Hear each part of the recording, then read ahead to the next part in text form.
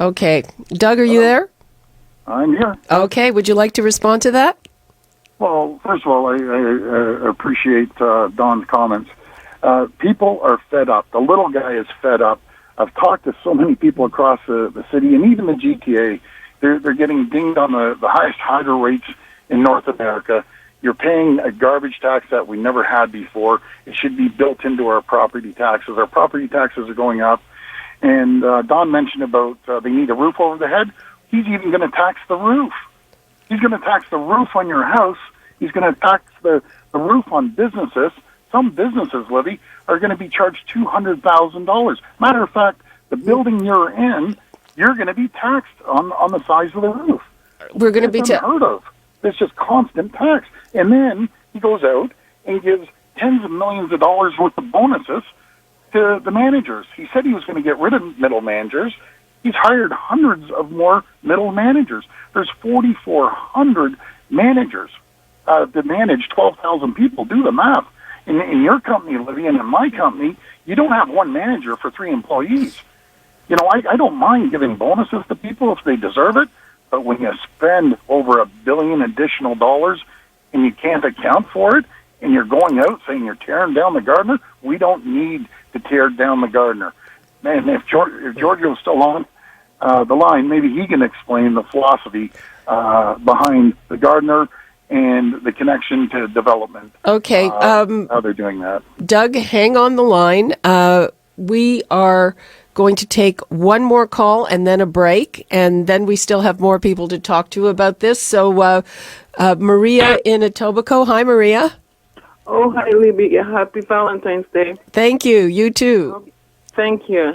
Well, I keep hearing about how much, Rob Ford saved the city and what have you.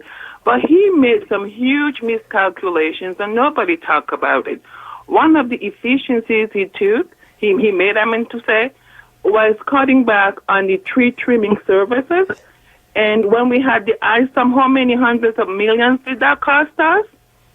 You know, I have a friend who lives in his ward, and she was telling me how much he helped Etobicoke, this and that, the other. And I said to her, can you please tell me just one thing? After humming and humming and what have you, she could only come up with one thing that he did for his ward. They were planning on opening a women's shelter in her neighborhood. They went to him, and that got nicked. That's the only thing in how many years he was a councillor that he did for his own ward. Well, people disagree. Go ahead, Doug. Go ahead. Look.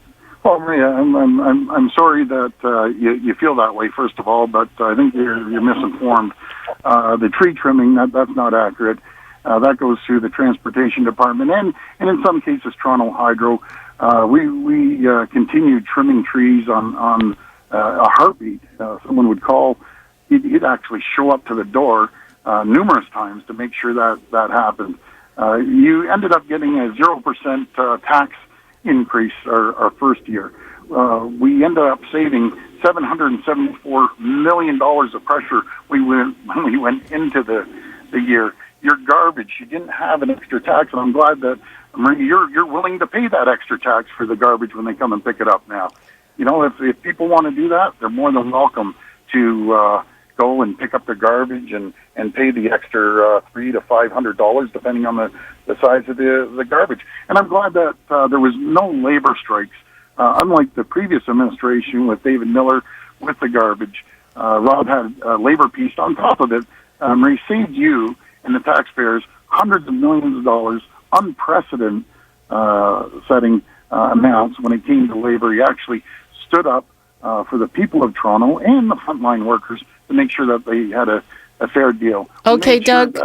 Doug, sorry. I could go on for half an hour. I know, but about all the things that we did do. Okay, we've got to take a break and welcome back. We are on the line with Doug Ford, and this follows his town hall meeting yesterday, which came ahead of the city budget. We're all wondering whether Doug is going to run against John Tory in the next municipal election, which is approaching. It'll be here before we know it. It was getting a bit nasty.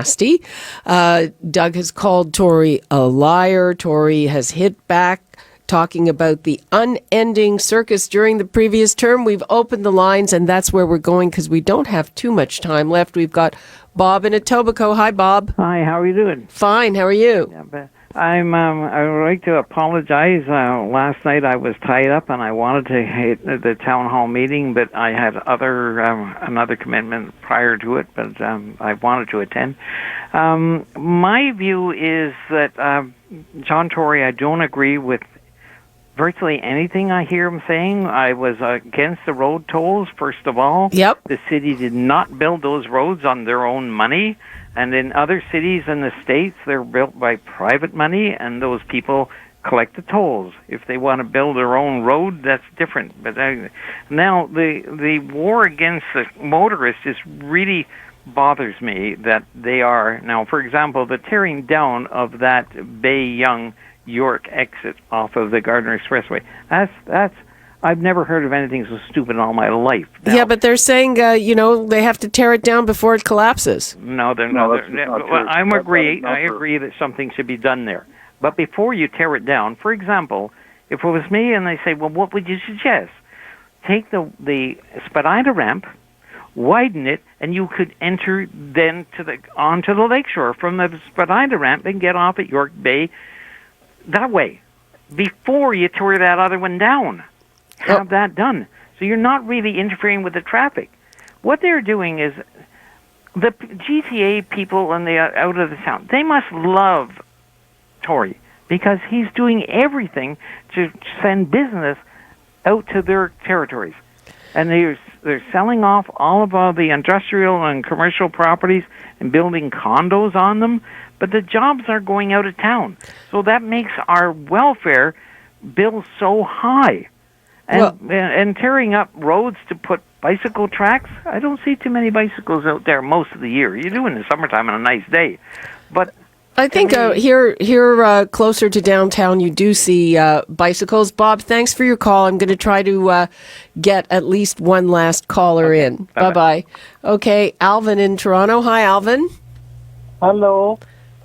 Thanks for taking my call, Libby. You're welcome. You're on the air. I'm on the air. And we don't have very much time left. I was waiting for 25 years for a subway in Scarborough. Scarborough district has been very poorly funded compared to all Etobicoke, North York and all. And Rockford had set it out. I don't know what is happening. And they looked at his weaknesses and they highlighted it, and that's how they got him. But he did a very good job. Okay, and would you like Doug Ford to run next time? I surely will support him. Okay, well, I think... Thank you, Alvin. Okay, I think that's probably good for Doug to hear. Alvin, thanks for your call. I'm going to let you go so we can have just a quick final thought from Doug Ford. Okay. Well, first of all, thanks for the comments from your last two callers, and they hit the nail right on the head. We were the only administration that got approval from the federal government, provincial government, and the city council, and funded to make sure that we had proper underground rapid transit for the people of Scarborough. It's 26% of the population. 630,000 people have two subway stations. It's unacceptable. Stand out in the corners of Scarborough and try to get on a bus and get downtown within 2 hours. You won't be able to do it. So we'll go back to making sure that we build underground rapid transit. We aren't going to rip up the roads. As for the bike lanes, I've never seen a more ridiculous thing in my life than putting bike lanes on a major artery like Bloor Street. And when there's 100 times more cars than there are bikes, now they're proposing something on King Street. Downtown is going to be strictly for bikes. It's going to be a war on the cars. Now, remember, over 80% of the people still drive. Okay. So I think that says it all. Okay, Doug. We have to get back to the grassroots. Okay, Take care of the Doug. little guy. Doug, we have to let you go. That's all the time we have, but I have to say, that sounds like you're campaigning. Absolutely, and God bless Ford Nation. Okay, that's it. That's all. Thanks, Doug. That's it. That's all the time we have